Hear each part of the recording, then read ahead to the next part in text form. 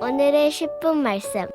전도서 7장 15절로 29절입니다.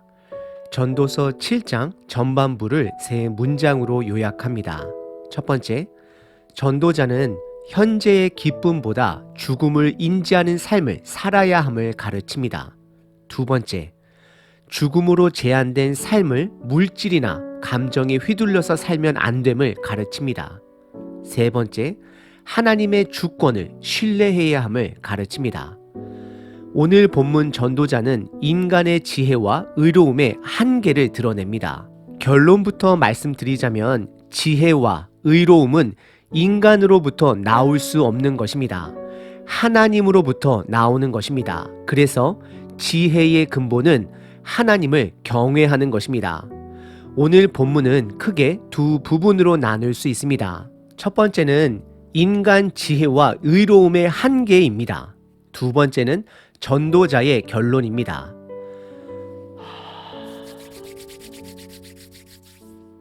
첫 번째 부분은 15절서부터 24절까지 인간 지혜와 의로움의 한계를 드러냅니다.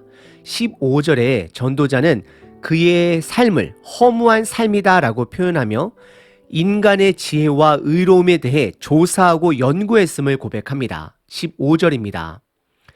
내 허무한 날을 사는 동안 내가 그 모든 일을 살펴보았더니 자기의 의로움에도 불구하고 멸망하는 의인이 있고 자기의 악행에도 불구하고 장수하는 악인이 있으니라 고백합니다. 그가 발견한 것은 사람의 의로움이 번영과 장수를 보장하지 않는다라는 것입니다. 그래서 의로움에도 불구하고 멸망하는 의인이 있고 악을 행함에도 불구하고 장수하는 악인들을 발견했다라고 고백합니다. 그렇습니다. 우리들의 삶은 수학 공식이 아닙니다. 그래서 16절의 전도자는 이상한 표현을 합니다. 그것은 지나치게 의인이 되지도 말며 지나치게 지혜자도 되지 말고 반대로 또 17절에서는 지나치게 악인 또는 우매한 자가 되지 말라 말합니다. 전도자는 무엇을 말하려 했을까요? 전도자는 인간이 아무리 노력을 해도 지혜와 의로움에 한계가 있음을 드러내고 있습니다. 아무리 사람이 의인이 되려고 하더라도 지혜자가 되려고 하더라도 사람이 하는 노력은 결국 남들에게만 의인인 척 지혜자인 척 하게 하는 수고뿐임을 드러냅니다. 결국 허망함을 말하고 있습니다. 그래서 18절에 전도자는 의인이 되려고 그리고 지혜자가 되려고 하기보다는 하나님을 경외해야 함을 말하고 있습니다. 18절입니다.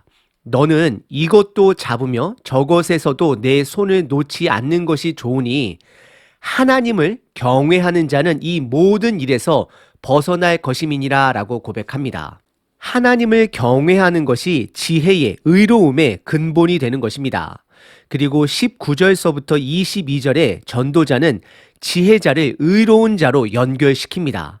지혜로운 자가 없으면 의로운 자도 없음을 드러냅니다. 19절에 지혜로운 자가 10명의 권력자보다 더 능력이 있다 말합니다. 하지만 20절에 선을 행하지만 결국 죄를 짓지 않는 자가 없으니 의인은 세상에 없다라고 고백합니다. 그래서 세상에는 의인도 지혜자도 없음을 말하고 있습니다. 한 가지 조언으로 전도자는 21절에 주변 사람들이 당신을 향한 모든 말들을 다 듣지 말라 경고합니다. 왜냐하면 그들의 말 중에는 모함과 비방이 있기 때문입니다. 그래서 주인은 종이 하는 말들을 다 듣지 말아야 한다라고 말합니다.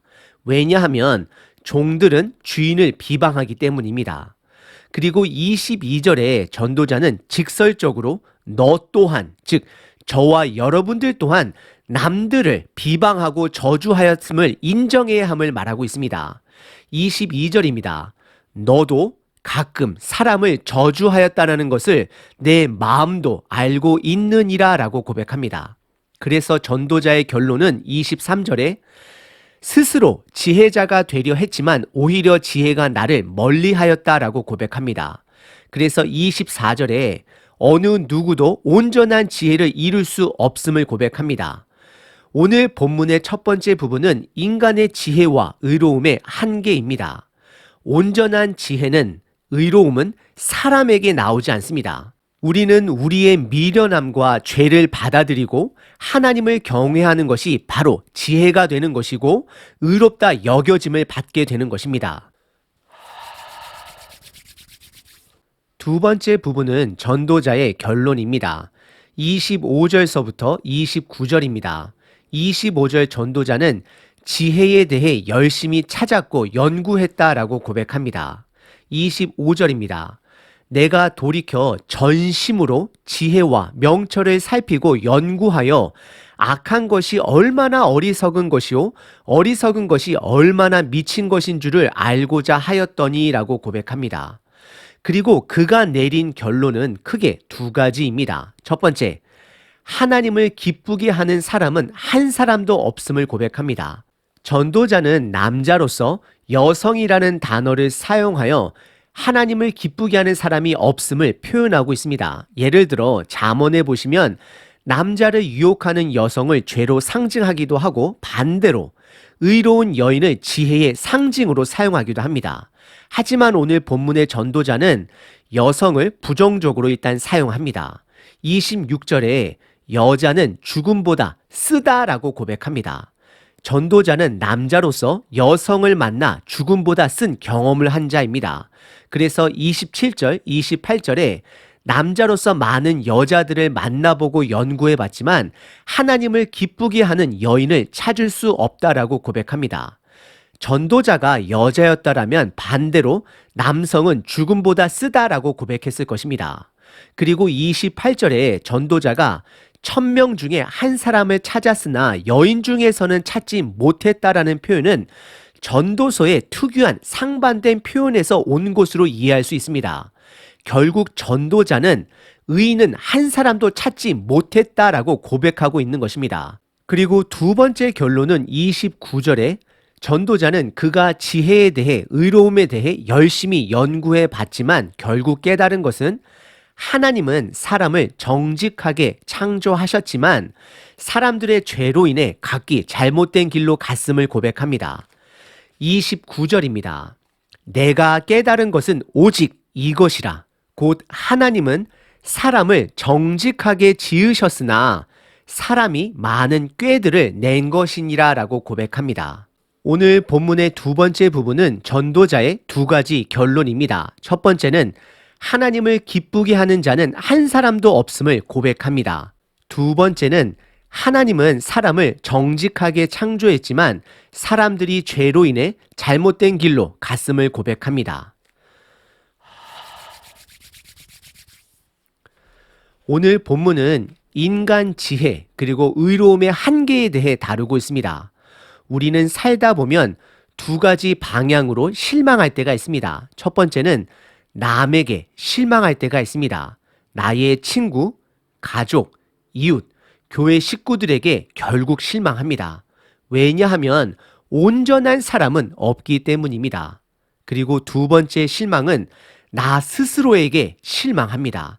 나의 죄성, 내가 발견한 나의 이중성, 온전하지 못함 때문에 실망합니다. 그래서 전도서는 온전한 의로움 또는 지혜로우려고 하는 그 자체가 허망함을 드러냅니다. 우리는 우리들의 죄성을 인정해야 합니다. 그리고 하나님을 경외하는 것이 우리의 삶의 자세가 되어야 합니다. 내 주변 사람들의 변질된 모습으로 스스로를 너무 괴롭게 해서는 안 됩니다. 사람은 믿음의 대상이 아닌 사랑의 대상입니다. 그리고 내 자신의 죄성 또한 인정해야 하고 용서해야 합니다. 나 스스로 온전해질 수 없음을 인정해야 합니다. 인간은 스스로 지혜로울 수도 의로울 수도 없는 존재가 됨을 인정하고 오로지 온전한 하나님을 경외해야 합니다. 나의 불완전한 삶이 그분의 은혜와 동행되어질 때에 온전해질 수 있는 것입니다. 오늘 하루 주변 사람들로부터 받은 나의 상처들 그리고 나로 인해 상처받은 수많은 주변 사람들을 기억하며 우리들의 온전하지 못함을 인정하시고 받아들이시길 바랍니다. 하나님의 은혜와 용서 안에 주님과 동행하는 하루 되시길 바랍니다. 하나님, 나의 죄를 고백합니다. 예수님을 믿는 믿음으로 인해 죄 없다 여겨주심에 감사합니다. 그 여겨주심에 감사함으로 반응하며 오늘 하루도 하나님을 경외하는 자로 살아가길 결단해 봅니다. 아멘.